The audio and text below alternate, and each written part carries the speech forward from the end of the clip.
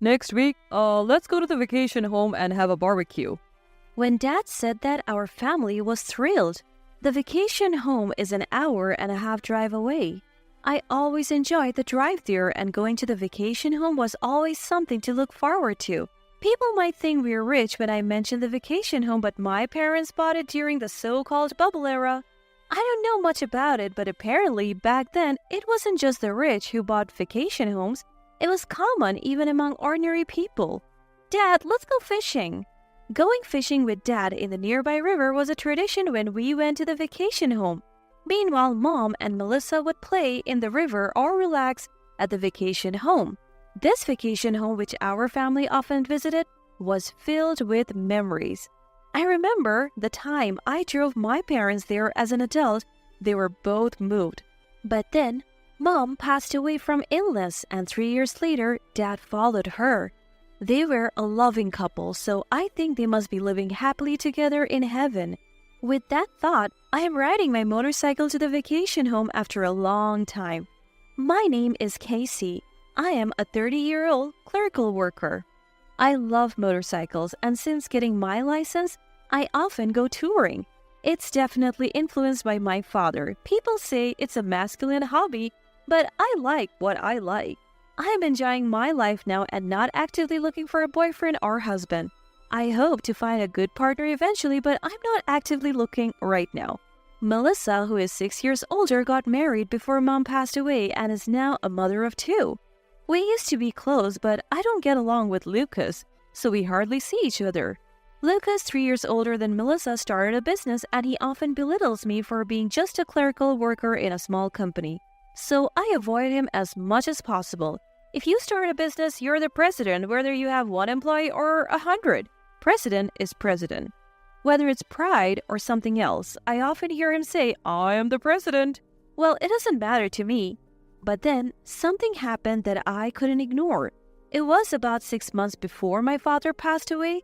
His chronic illness worsened and he was hospitalized. Living close to my parents' house, I often visited and watched over my father. I was estranged from Melissa and her husband at the time, but I felt it would be unfair to my father not to tell Melissa if something happened, so I told her the situation. The hospital was about a 30-minute drive from Melissa's house. I thought she would come to visit, but she never did, saying it was too hard to bring the 2 kids. I never heard from my father that Melissa had come, so she probably didn't. Lucas is head over heels for Melissa, and he has spoiled and flattered her since they were dating. And Melissa has come to think that's normal and her attitude towards others has changed. In a word, she's lost her compassion. When she got married, I think she stopped thinking of us as family. "My new family is my family," she declared. Probably she found our parents who would scold her for being selfish annoying. Living a life spoiled by Lucas, who would let her do anything, I didn't want to be involved with Melissa and her husband, and I have hardly been in touch with them since Melissa's wedding. Yet the moment I informed them of my father's death, Melissa and her husband started to cozy up to me. At the funeral, Melissa whispered in my ear, "Hey, how much is the inheritance?" What? Is this the place to talk about that? I couldn't believe my ears, but Melissa's eyes were serious. Lucas, sitting next to her, was looking at me too. "I'll sort it out later, so I don't know the details, but I don't think it's a significant amount." I had planned to pay for my father's hospital bills, but he insisted on using his savings, so we used what he had saved for the hospital expenses. Even after the funeral, I was busy greeting relatives and funeral home staff, but Melissa and her family were relaxing as if it were someone else's business. And as I passed by Melissa, she and her husband said, "Hey, can we go home now?" Sure enough, Melissa had changed. The old Melissa loved her father and would never have behaved this way at his funeral. She would have been sobbing, but this is how it is now.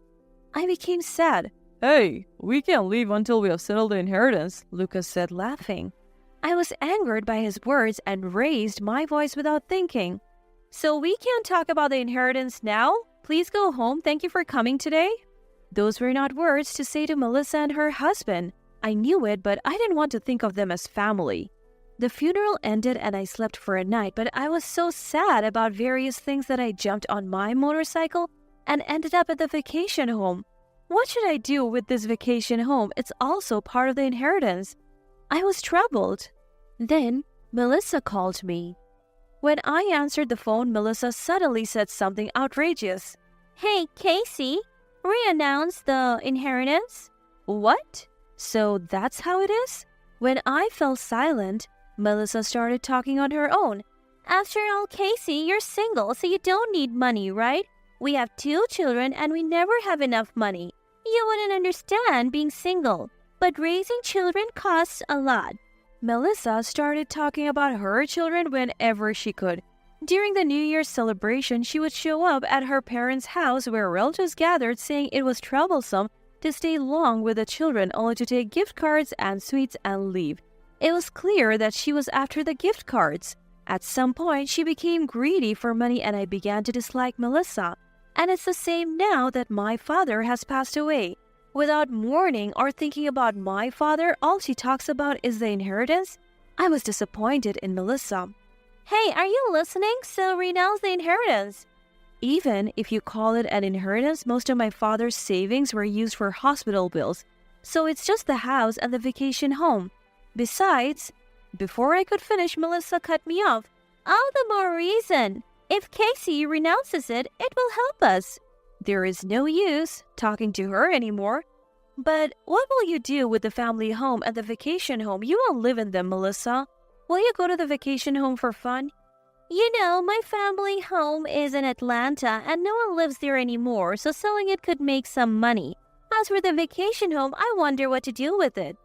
"I really wish you wouldn't sell the vacation home. It's filled with family memories." "Casey, always talking about family. That's why you're not married yet."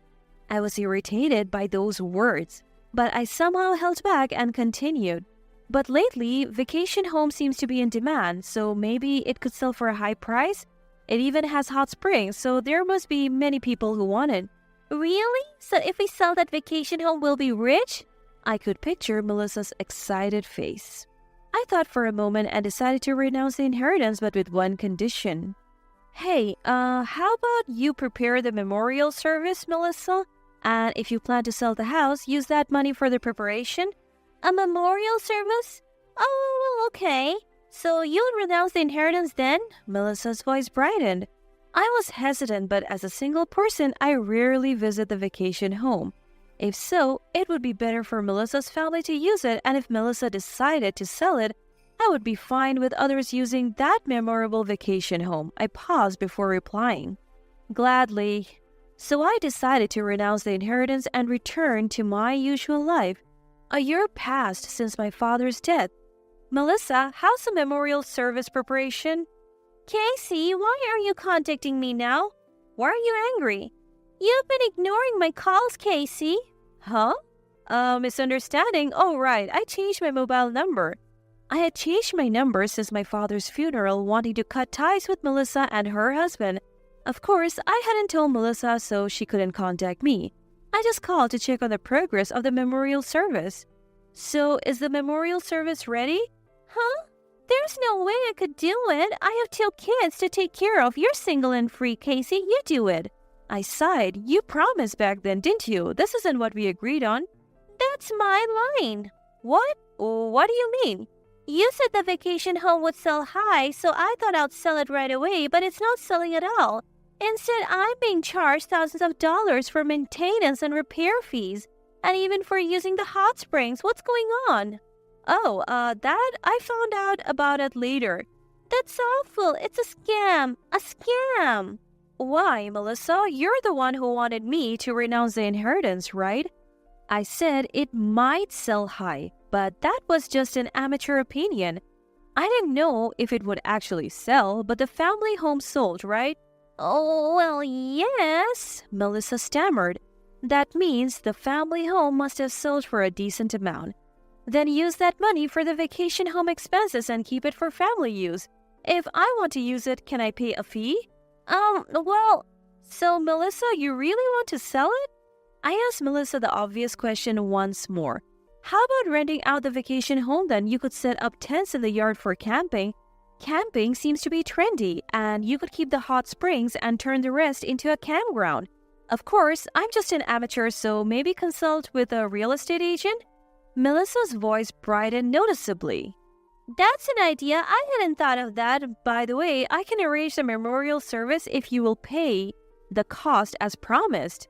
If you don't pay, then transfer the rights to the vacation home to me. I don't really expect her to transfer the rights to me now, but I had to say it this way, or Melissa seemed likely to break her promise. Melissa, who thinks she found a use for the vacation home, obviously had no intention of giving it up. As expected, she nodded. Well, I guess so. The vacation home seems to be working out, so I'll cover the costs. Then I'll arrange it. Once the amount is settled, transfer the money to my account first. Understood. The memorial service went smoothly. Of course, I made sure to get the money in advance so there was no loss. After the memorial service, Melissa said, I'm glad Dad left us the vacation home. Our dreams are expanding. Lucas chimed in, our future is secure now. I'm grateful to father-in-law. He never showed any gratitude before, but he says it now. I didn't want to be involved anymore, so I handled the conversation firmly and left quickly. 3 months later, my mobile phone rang. Casey, you lied again. What now? What's the problem?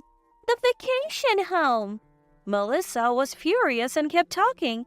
You said to rent it out, but no one wants it. And when I asked about turning it into a campground, they said tents are prohibited on that land. Now I'm just losing money. What are you going to do about it? Wow, that's tough. I didn't know that. I listened to Melissa's anger and nodded. It's not just tough, it's your fault, Casey. Why is it my fault? You were the one who got greedy and wanted to renounce the inheritance. If we had properly divided inheritance, I would have researched and considered selling or managing it, but it's yours, Melissa, so it's not my place to interfere. Since Melissa kept ranting about fraud and demanding I do something, I interrupted her. Besides, you have the money from selling the family home, right? It's not fair to take what you want and push off what's a burden. That money's long gone. What? I couldn't help but let out a stunned voice. Lucas failed in his business. Now we are in debt. The company of a man who always boasted about being a CEO and having business acumen went bankrupt? I couldn't help but laugh. That's really tough. I said the words, but I couldn't stop laughing. Hey, what are you laughing at? We have 2 kids, you know. Both of your kids are already in middle school, right? The older one is about to be a high school student. High school students can work part-time. And if the family pulls together, you can quickly handle that amount of debt. Well, if Melissa and Lucas can humble themselves and ask for help, that is. What? Casey, you're single. You can't understand what it's like to have a family. Sure. That was true until recently. What? Oh, I got married. My partner is a business trader. A business trader? Casey, where did you find such a wealthy person? Well, I think he earns more than our peers. He's a fellow motorcycle enthusiast. Melissa, you always told me to stop riding or I would miss my chance to marry, but I got married safely. I'll be a mother next year. What? So, just like Melissa, I'll be focusing on my new family. Please don't contact me anymore. Bye. I cheerfully hung up on the phone. I met my husband shortly after my father's death, and we hit it off right away. I think my worried father might have guided me to my husband. After my father's memorial service, my husband and I had a small wedding, and I soon discovered I was pregnant. I couldn't show my parents my wedding dress or their grandchild's face, but I'm sure they're watching from heaven. Dad, Mom, I'm very happy